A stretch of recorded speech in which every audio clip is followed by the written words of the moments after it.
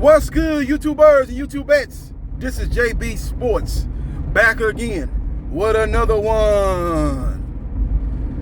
Former unified heavyweight champion, Anthony Joshua, nicknamed AJ, is the new, and the new. You know what that ring announcer say? And the new. That challenger started jumping up and down because he know he done won that belt. He ain't got to hear the rest of it. He and the new. He already know when he hear that. That's neither here nor there, but Anthony Joshua is the new Adrian Broner.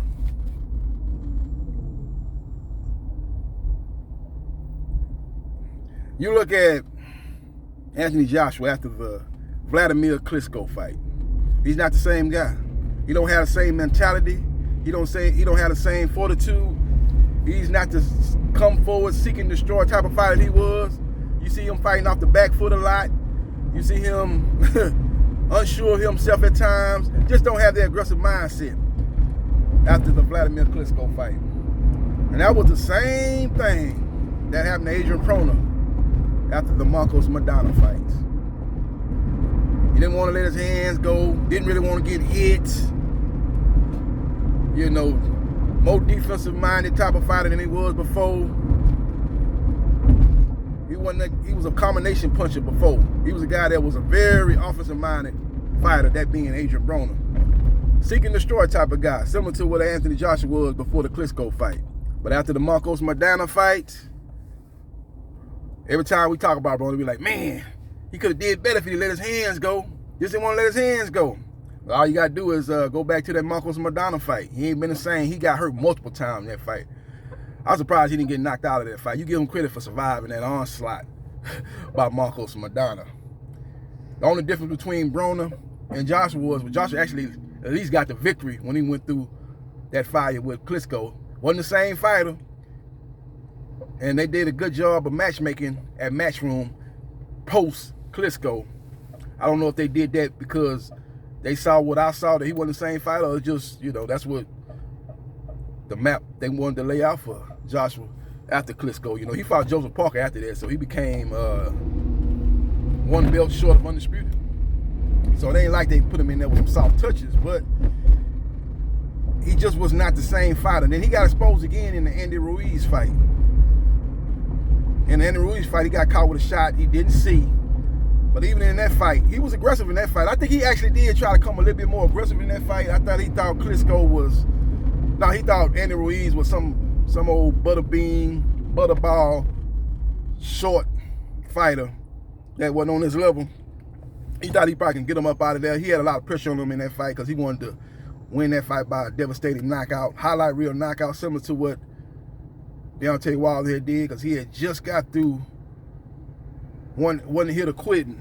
He one hit a quitter, Dominique Brazil, in a highlight reel knockout. So it was a lot of pressure on AJ. So he tried to come out there like the old AJ, but he got rocked. He got caught with a shot he didn't see. And he was able to get back up from that first knockdown. He was able to survive a little bit, as I thought Ruiz was doing what Klitschko was doing in that fight, letting him off the hook. He wasn't putting the pressure on him, but he bided his time, that being Ruiz, and he was able to get him up out of there. He knocked him out. He knocked him down multiple times. And then finally, Anthony Joshua waved that white flag and, basically said no mas and got stopped in one of the biggest upsets since Mike Tyson, Buster Douglas. But as you know, in the rematch, Anthony Joshua came back and took a page out of the Vladimir Klitschko playbook. A guy that he actually beat, but a guy that he never was the same after he beat. But he took a page out of his playbook and implemented the jab and grab technique. Jab, grab, and lean on the technique. Basically, get on your bicycle, pull a Lance Armstrong, and basically use your physical attributes. Jab, and he fought tall in that fight, and he fought a very disciplined fight in the style that he was fighting at, but it was very, very non-aggressive type of style. So after that fight, he was able to reclaim his belts. And then the inactivity kind of started. He started really having a lot of time in between fights. You don't see him back in the ring until when he fought, when did Kubrat Pulev, wasn't that after the Andy Ruiz fight, Kubrat Pulev, or did he have one more fight in between? I'm trying to remember. Did he fight? Yeah, I believe it was. I think after that was Kubrat Pulev. And he looked good against Kubrat Pulev. But what I noticed him since the post-Klitschko fight, when he's fighting guys that he feels were lesser fighters, one on his level, second or third tier heavyweights, you kind of saw some of the old AJ. That's one thing I can't say about him over Adrian Broner. Since the Marcos Maidana fight, Adrian Broner, no matter who he fight, he could be fighting Sean Porter or Santiago. He ain't letting his hands go. He's scared to get hit. I ain't saying he's scared to get hit, but he's got a situation he's got to overcome, man. He's got to overcome his demons in that Marcos Maidana fight. Like, he hasn't seen to overcome them demons. He probably never gonna overcome those demons. Well, he got hurt multiple times in that fight because he was trying to be aggressive. And right now he's in the mindset of safety first. I'm not gonna take punches, especially if I feel the guy's got power. Even if the guy ain't got no power, I'm not trying to get hit. You know, I'm trying to limit the punches that I'll absorb. And I'm a defensive first type of fighter. If I gotta sit back in the cut and kind of buy my time and throw punches that I know if I land, I'm not gonna get any kind of fire coming back at me, that's what I'm gonna do. And that's what Adrian Broner has been doing since the Marcos Maidana fight. Now, Anthony Joshua hasn't done it to that extreme. Like I said, if he fighting guys like Kubrat Pulev and Andy Ruiz in the first fight, yeah, he fights similar to he fought before he fought Klitschko. He's more aggressive. But when he fighting guys that he looks at as top tier fighters on his level, you know, like yesterday, or 2 days ago, when he fought Alexander Usyk, he went back to the post-Klitschko style of fight. Very, very cautious. Very fighting on the back foot. Not aggressive. Trying to box. Trying to be the greatest chess player in boxing at chess. Can't do that. And you saw what happened. He got outclassed and he got outshined in that fight with Alexander Usyk. And that's the part of the problem. That goes back to the Klitschko loss. That's why I don't see him beating Fury, because he's gonna come in there with that same mindset. Fighters know when they fighting. They know when they fighting guys like Andy Ruiz and Kubrat Pulev. And I'm talking about Andy Ruiz the first fight. He was aggressive in that fight. Kubrat Pulev and guys like that, Carlos Takam and guys like that. They know what they got. They know those guys are good fighters. All guys are good fighters, but they know when they stepping up in class. They fighting top tier heavyweights. And when he's fighting guys like Andy Ruiz in the second fight, because he got the respect in the first fight. He fought a safety first, cautious fight. Fighting guys like Alexander Usyk, same way, fighting very cautious. Don't want to let his hands go. Don't really want to get hit because he know guys at that level can hurt him. He's not going to fare no better when he fights Tyson Fury, because Tyson Fury is the #1 heavyweight in boxing. He ain't going to fare no better when he fights, if he fights Deontay Wilder, who's the #2 heavyweight in the division. Because he knows he's stepping up in class. He knows he's fighting the best of the best. He knows he's fighting the creme de la creme. And he's going to come out there in that safety first, cautious, on the back foot. You know. Don't really want to engage that much. And basically give away his attributes, give away his stress, man. AJ is at his best when he's a come forward type of fighter, seek and destroy type of guy, throwing combinations, setting up the uppercut, using the jab, and basically implementing his size advantage on fighters.